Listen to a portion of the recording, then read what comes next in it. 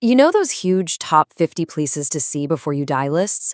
Well, we're looking at one today from Island Hopper GV, and it's got everything. We're talking ancient cities, remote islands, the whole deal. It's pretty epic, but it also got me thinking. What if a list this massive isn't just a random collection of cool spots? What if it's actually a secret map that helps us understand the kinds of experiences we're all looking for when we travel? Let's break it down and see what we can find. So here's the plan. We're going to tear this list apart, find the hidden patterns, and uncover a few key travel archetypes. Think of it as a way to help you build your own perfect journey, one that's totally and completely you. All right, so the first pattern that just jumps right out is what I'm calling the Great Urban Escape. This is for that traveler who doesn't just want to see a city, they want to plug directly into its energy, its culture, its constant buzz. Yeah, you're not just a visitor here, you're plugging into a global network. You want to see the epic skyline, you want to taste the street food, you want to feel the heartbeat of a city that truly never sleeps. So check this out. The list gives us two totally different city vibes. On one hand, you got London, all about its power as a financial capital and its deep royal history. But then, on the other hand, there's Singapore, celebrated as the #1 foodie city. The must-do experience, eating at a bustling hawker stall. It just goes to show that even in one category, there's a whole world of different urban adventures waiting for you. And then there's Tokyo, the largest metropolis on Earth and a place that perfectly mashes up the ancient, like the Sensoji Temple, with the ridiculously modern. I mean, think about it.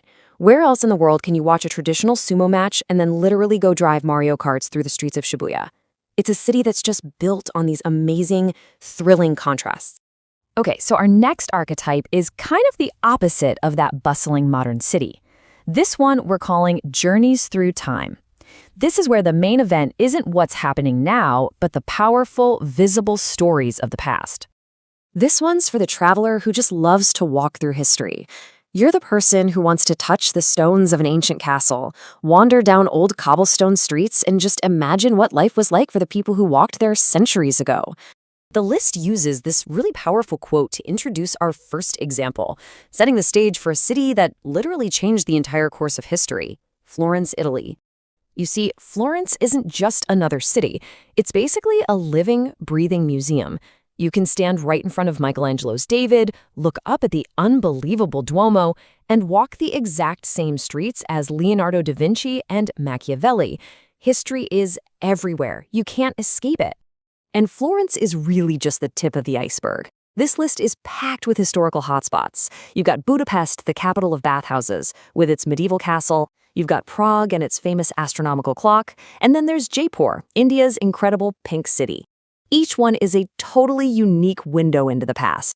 All right, let's switch gears. Moving away from cities and history, our third archetype is all about raw, untamed nature. This is wilderness and wonder. This kind of traveler wants to feel small in the best way possible. You're out there searching for vast, wide-open spaces, unique animals, and landscapes so dramatic they literally take your breath away.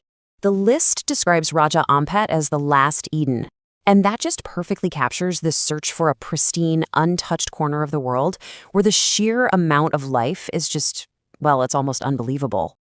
And then on the complete other end of the spectrum, you have Alaska, described as the final frontier.